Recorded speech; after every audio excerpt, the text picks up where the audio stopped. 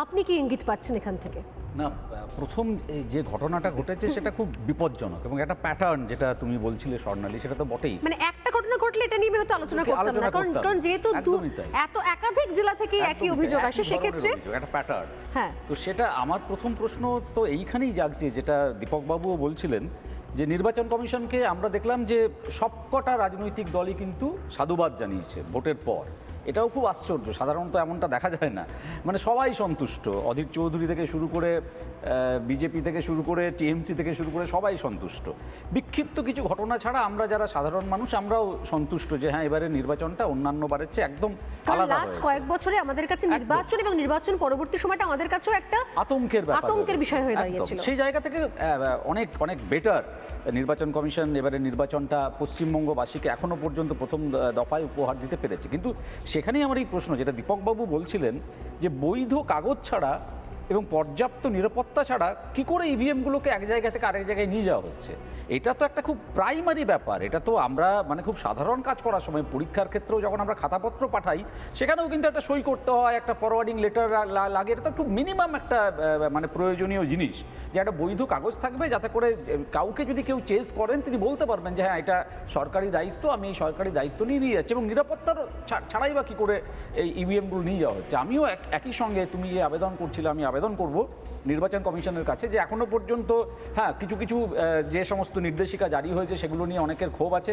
একটা দুটো আমারও ভালো লাগেনি সত্যি কথা বলতে কি। কিন্তু তবুও আমি বলবো যে এখনো পর্যন্ত নির্বাচন প্রক্রিয়াটাকে অত্যন্ত সুষ্ঠুভাবে সমাধানের দিকে নির্বাচন কমিশন এগিয়ে নিয়ে গিয়েছে। এবং শেষ পর্বে যেন এই বিষয়গুলো, যে লুফলগুলো আছে, ওরা বলেওছেন যে সেগুলো ওরা চিহ্নিত করছেন এবং সেগুলোকে ওরা সংশোধন করার চেষ্টা করবেন। আমি বলবো যে এইখানে গুরুত্ব দিন, খুব বেশি করে গুরুত্ব দিন। কেননা যেটা অরিন্দম বলছিলেন, আমি একদম উড়িয়ে দিচ্ছি না সেই কথাটা, একদম উড়িয়ে দিচ্ছি না, যে ইভিএম যদি একটা দুটোকে নষ্ট করে দেওয়া যায়, একটা দুটো তিনটে চারটে বুথে যদি আবার রিপোল করা যায়, তখন একটা সম্ভাবনা থাকে অন্যভাবে কোনো একটা মডেলে, ডায়মন্ড হারবার মডেলের কথা অরিন্দম বলছিলেন, যে একটা ভোটকে আমি আবার নতুন করে সাজিয়ে গুছিয়ে নিলাম। কেননা ইভিএম পাল্টানো, আমিও যেটুকু জানি, অরিন্দম একদম ঠিক বলেছেন, ইভিএম পাল্টানো কিন্তু অত সোজা না। ইলেকশন কমিশন কিন্তু ধরে ফেলবে এবং সেই ইভিএম কিন্তু বাতিল হবে। কাজে এরকম একটা চেষ্টা হয়ে থাকলেও হয়ে থাকতে পারে, আমি একদম উড়িয়ে দিচ্ছি না সে কথাকে। সে জায়গাতেই আমার আবেদন থাকবে ইলেকশন কমিশনের কাছে যে অত্যন্ত কড়া হাতে পরের পর্বটাকেও পরিচালনা করার জন্য, এবং এই দুটো জিনিসকে নিশ্চিত করুন। এক, যে যখন ইভিএম যাচ্ছে একটা জায়গা থেকে আরেকটা জায়গায়, তখন যেন একটা বৈধ কাগজ থাকে যিনি নিয়ে যাচ্ছেন তার কাছে। এবং দুই, পর্যাপ্ত নিরাপত্তা থাকতে হবে। অবশ্য এটা কিন্তু আগেও দেখেছি আমরা, নির্বাচনের আগের রাতেও কিন্তু এরকম একটা দুটো ঘটনা এসেছিল সামনে, যেখানে এই কাগজ ছিল না, নিরাপত্তা ছিল না। আমি বলবো যে পশ্চিমবঙ্গের মানুষ অনেক সচেতন আছেন, এবারে রাজনৈতিক দলগুলো, বিরোধী রাজনৈতিক দলগুলো অনেক সচেতন আছে। সে কারণেই ঘটনাগুলো কিন্তু সামনে এসেছে, নানা জায়গা থেকে সামনে এসেছে। আগে হলে হয়তো আমাদের সামনেই আসতো না, এটাও কিন্তু একদম সত্য কথা। সেই জায়গা থেকে আমি এখনও বলছি না যে এটা নিয়ে খুব আতঙ্কিত হওয়ার মতো বিরাট বড় একটা বিষয় ঘটে গিয়েছে, কিন্তু সতর্কতার একটা প্রয়োজন, এবং সেটা নির্বাচন কমিশনের তরফে নিশ্চিত রয়েছে।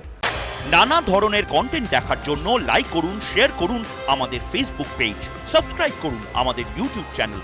পাশাপাশি অন্যান্য ব্রেকিং নিউজের জন্য অবশ্যই চোখ রাখুন রিপাবলিক বাংলায়।